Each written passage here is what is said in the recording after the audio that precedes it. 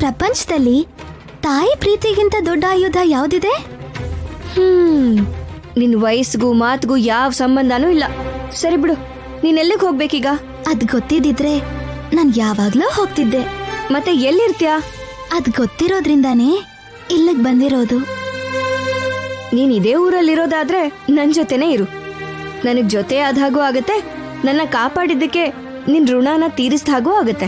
ನೀನ್ ಹೋಗು ಅನ್ನೋವರ್ಗೂ ನಿನ್ ಜೊತೆನೇ ಇರ್ತೀನಿ. ಪುಣ್ಯ ಪುಣ್ಯ ಪುಣ್ಯ, ಏ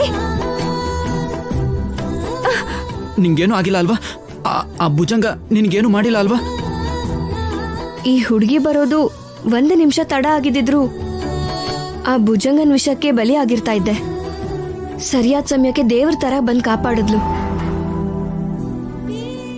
ನಿಂಗೇನಾಯ್ತು ಅಂತ ನಾನು ತುಂಬಾ ಭಯ ಪಡ್ಕೊಂಡಿದ್ದೆ.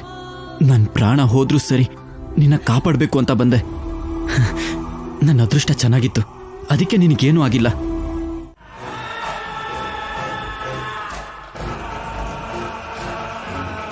ಈಗ ಕಂಟಕ ರೇಖೆನ ಎಳಿತೀನಿ ನೋಡು. ಅದರ ಶಕ್ತಿ ಏನು ಅಂತ ತೋರಿಸ್ತೀನಿ ನೋಡು.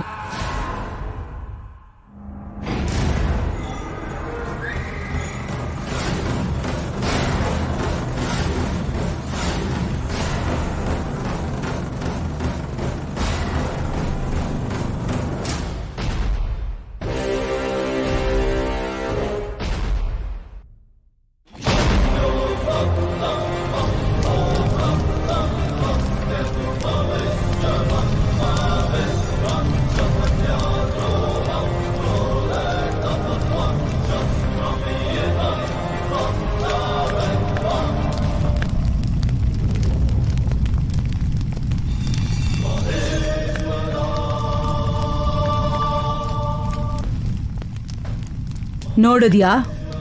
ಆ ಕಂಟಕ ರೇಖೆಗಳನ್ನ ನೋಡಿದ್ಯಾ?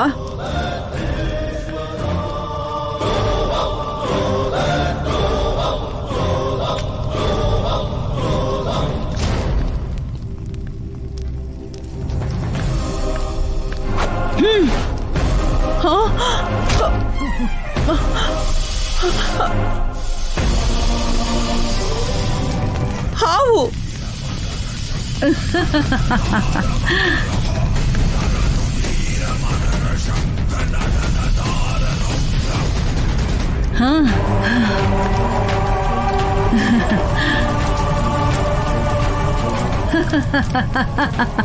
ನೋಡಿದ್ಯಾ ನನ್ನ ಕಂಟಕ ರೇಖೆಗಳ ಶಕ್ತಿ?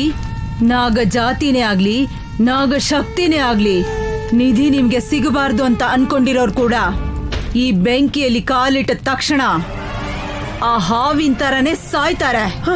ಚೆನ್ನಾಗಿದೆ, ಚೆನ್ನಾಗಿದೆ ಭೂತಕಿ, ತುಂಬಾ ಚೆನ್ನಾಗಿದೆ.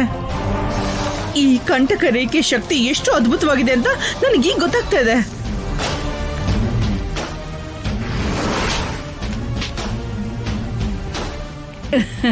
ಇನ್ನು ಆ ಭುಜಂಗ ನನ್ನ ಅಳಿಯನ್ನ, ಆ ಪುಣ್ಯನ ಏನು ಮಾಡಕ್ಕಾಗಲ್ಲ. ನಂದೆ ನಂದೆ, ಇನ್ನ ನಾಗನಿಧಿ ನಂದೆ, ಆ ನಾಗನಿಧಿ ನಂದೆ. ಅಬ್ಬಬ್ಬಬ್ಬಬ್ಬಬ್ಬ, ಆ ಭುಜಂಗ ಈಗಿಂದೀಗ್ಲೇ ನನ್ನ ಕಣ್ಮುಂದೆ ಪ್ರತ್ಯಕ್ಷ ಆಗಿ ಈ ಕಂಟಕ ರೇಖೆನ ದಾಟ್ಕೊಂಡು ಹೋಗಿ ಸತ್ ಹೋದ್ರೆ ಚೆನ್ನಾಗಿರುತ್ತೆ. ಪೀಡೆ ಹೋಯ್ತು ಅಂತ ಅಂದ್ಕೋಬಹುದು. ನೋಡಿದ್ರ ಮಾವಯ್ಯ, ಭಾವ ನಿಮ್ ಮಾತು ಕೇಳ್ದೆ ಅರ್ಧ ರಾತ್ರಿಲಿ ಹೇಗೆ ಆಚೆ ಬಂದಿದ್ದಾನೆ? ಅಪ್ಪ, ಅದು ಅನಿರುದ್ಧ್, ಒಂದೊಳ್ಳೆ ಕೆಲಸ ಮಾಡಬೇಕು ಅಂದ್ರೆ ನಾವು ಒಳ್ಳೆಯವರಾಗುವ ಅವಶ್ಯಕತೆ ಇಲ್ಲ ಕಣೋ. ಪುಣ್ಯ ತೊಂದರೆಲಿದ್ದಾಳೆ ಅಂತ ಒಂದು ಮಾತು ನನ್ನ ಹತ್ರ ಹೇಳಿದ್ರೆ ಸಾಕು, ನಾನು ಕೂಡ ಬರ್ತಿದ್ನಲ್ಲ.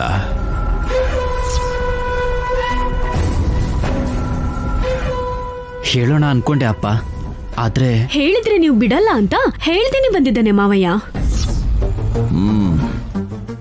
ಅನಿರುದ್ಧ್, ಭುಜಂಗ ಸರ್ಪದ ಶಾಪದ ಬಗ್ಗೆ ನಿನಗೆ ಗೊತ್ತು. ಆ ಸರ್ಪ ನಿನ್ನನ್ನು ಸಾಯಿಸೋದಿಕ್ಕೆ ಮನೆವರೆಗೂ ಬಂದಿದೆ ಅನ್ನೋದು ನಿನಗೆ ಗೊತ್ತು. ಮನೆ ದಾಟಿದ್ರೆ ತೊಂದರೆ ಅಂತನೂ ಗೊತ್ತು. ಇದೆಲ್ಲ ಗೊತ್ತಿದ್ರೂ ಕೂಡ ಶಕ್ತಿಯ ಆಯುಧ ಎಲ್ಲ ಬಿಟ್ಟು ಬಂದಿದ್ಯಾ. ಪ್ರಾಣನ ಲೆಕ್ಕಿಸದೆ ಎಷ್ಟು ದೂರ ಬಂದಿದ್ಯಾ ಅಂದ್ರೆ ಅದಕ್ಕೂ ಮೀರಿರೋದು ಏನೋ ಇರಬೇಕಲ್ಲ. ಸಾವನ್ನು ಕೂಡ ಮರೆಸಿ ನಿನ್ನ ಇಷ್ಟು ದೂರ ಕರ್ಕೊಂಡ್ಬಂದಿದೆ ಅಂದ್ರೆ ಅದೇನಾಗಿರ್ಬೋದು? ನನಗ್ ಗೊತ್ತಾಗ್ಬೇಕು. ಏನದು? ಪುಣ್ಯನೇ ಮಾವಯ್ಯ, ಅವಳಿಗೋಸ್ಕರನೇ.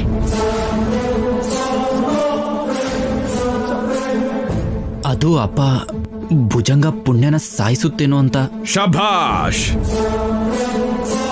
ಶಭಾಷ್ ಕಣ. ನಾನ್ ಮಾಡ್ಬೇಕಾಗಿರೋ ಕೆಲಸ ಮಗನಾಗಿ ನೀನ್ ಮಾಡ್ದೆ. ಆದ್ರೆ ನಿನ್ ಪ್ರಾಣನ ಪಣವಾಗಿಟ್ಟಿದ್ದು ನನಗಿಷ್ಟ ಆಗ್ಲಿಲ್ಲ. ಇನ್ಮೇಲೆ ಪುಣ್ಯ ಪ್ರಾಣಕ್ಕೆ ಅಪಾಯ ಇದೆ ಅಂತ ಗೊತ್ತಾದ್ರೆ ನನಗೆ ಹೇಳು, ನಾನ್ ನೋಡ್ಕೋತೀನಿ. ಸರಿ ಅಪ್ಪ. ಅಯ್ಯೋ ಮಾವಯ್ಯ, ಭಾವ ಬಂದಿರೋದು ಅವಳ ಮೇಲಿರೋ ಪ್ರೀತಿಯಿಂದ. ನಿಧಿ ರಹಸ್ಯ ಗೊತ್ತಾಗೋವರೆಗೂ ಪುಣ್ಯ ಜೀವಂತವಾಗಿರ್ಬೇಕು ಅಂತ ಅವಳನ್ನ ಕಾಪಾಡೋದಕ್ಕೆ ಇಲ್ಲಿವರೆಗೂ ಬಂದಿರ್ತಾನೆ. ಎಷ್ಟೇ ಆದ್ರೂ ನನ್ ಮಗ ತಾನೆ. ಅದಕ್ಕೆ ನಿಧಿಗೋಸ್ಕರ ತನ್ನ ಪ್ರಾಣನ ಲೆಕ್ಕಿಸೇ ಇಲ್ಲಿಗೆ ಬಂದಿದ್ದಾನೆ. ಬಾ ಪುಣ್ಯ, ಹೋಗೋಣ. ಎಲ್ಲಿಗೆ ಯಜಮಾನ್ರೆ? ಮನೆಗೆ. ಮಹಾ ಅಮಾವಾಸ್ಯೆ ಮುಗಿಯೋವರೆಗೂ ನೀನು ನಮ್ಮನೆಯಲ್ಲಿದ್ರೇನೆ ಒಳ್ಳೇದು. ಆ ಭುಜಂಗ ಸರ್ಪ ನೆರಳು ಕೂಡ ನಿನ್ ಮೇಲ್ ಬೀಳಲ್ಲ. ಅದ್ರ ಜೊತೆಗೆ ಮನೆಯಲ್ಲಿದ್ರೆ ನಿನಗೆ ಗರುಡ ರಕ್ಷೆ ಕೂಡ ಇರುತ್ತೆ. ಅನಿರುದ್ಧ ಬಗ್ಗೆ ಅವನ್ ತಾಯಿ ಅಜ್ಜಿ ಕೂಡ ತಲೆ ಕೆಡ್ಸ್ಕೊಳ್ದೇ ಇರ್ತಾರೆ.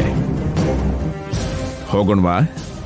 ನನ್ ಮನ್ಸಲ್ಲಿರೋದು ಕೂಡ ಅದೇನೆ ಧನಂಜಯ ವರ್ಮ. ನಿನ್ ಮೇಲೆ, ನಿನ್ ಕುಟುಂಬದ ಮೇಲೆ ಹಾಗೆ ತೀರ್ಸ್ಕೋಬೇಕು ಅಂದ್ರೆ ನಾನು ಮಹಲಲ್ಲೇ ಇರ್ಬೇಕು.